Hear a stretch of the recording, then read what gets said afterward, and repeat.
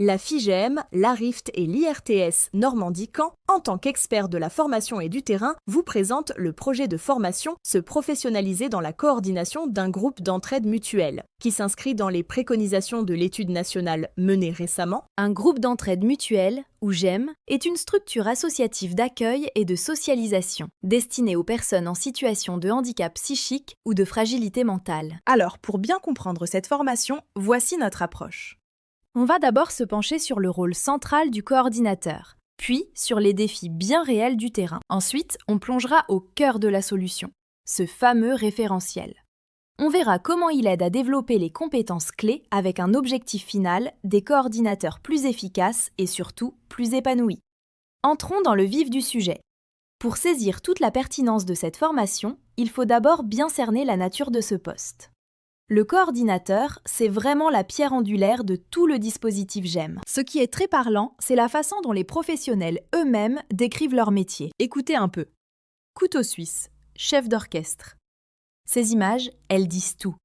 Elles évoquent une polyvalence extrême, un savant mélange de facilitation, de soutien, d'organisation.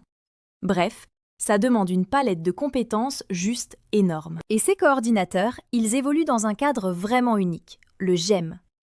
Il y a un point fondamental à comprendre ici.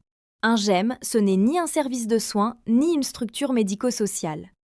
Non, c'est avant tout une association de personnes qui se comprennent, un collectif où le but premier, c'est de rompre l'isolement et de tisser du lien grâce à l'entraide. Seulement voilà, cette incroyable polyvalence, elle a un revers.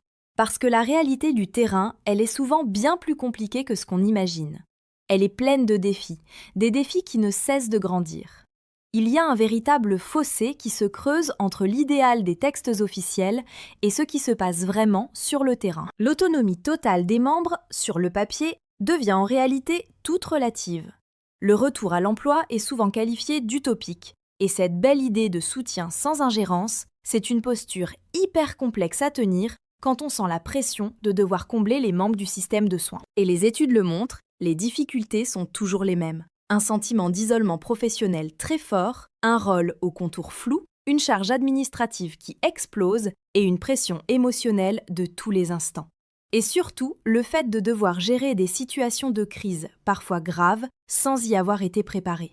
Et comme si ça ne suffisait pas, une autre tendance vient tout complexifier. Les publics accueillis sont de plus en plus divers. Ces chiffres, pour une seule région, sont éloquents. On ne gère plus un groupe homogène, mais des personnes avec des troubles du spectre de l'autisme, des lésions cérébrales, chacun avec des besoins bien spécifiques. Alors, face à un tel constat, que fait-on ? C'est justement là qu'intervient la solution. La création d'un référentiel de formation complet, structuré et surtout parfaitement ciblé sur ces problématiques. Ce référentiel, il est pensé comme un véritable parcours, articulé autour de 6 modules clés. Ça va des fondamentaux du GEM jusqu'à des compétences très pointues, comme les premiers secours en santé mentale ou l'intervention auprès de publics spécifiques. C'est une montée en compétences progressive et logique. Et ce qui est vraiment intéressant, c'est de voir à quel point chaque module a été conçu pour apporter une réponse très concrète aux défis qu'on vient de voir. Faisons un focus sur le programme de la formation. Elle est organisée en 6 modules avec pour objectif d'outiller les futurs coordinateurs de GEM. Creusons par exemple le module 3.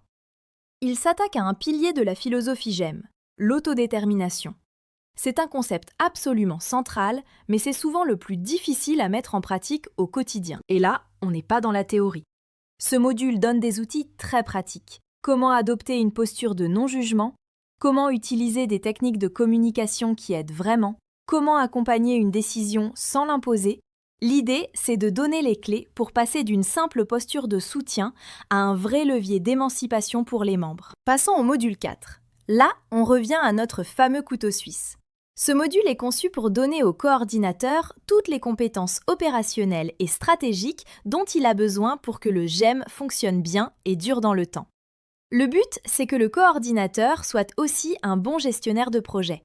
Il pourra, à ce titre, appréhender les différents outils collaboratifs dont la plateforme FIGEM. Il va donc apprendre à maîtriser un budget, à chercher des financements, ce qui est souvent le nerf de la guerre, à construire un réseau de partenaires et même à gérer la communication digitale. Tout ça, ça renforce la structure et au final, ça allège sa propre charge de travail. Enfin, pour répondre au défi de la diversification des publics, le module 6.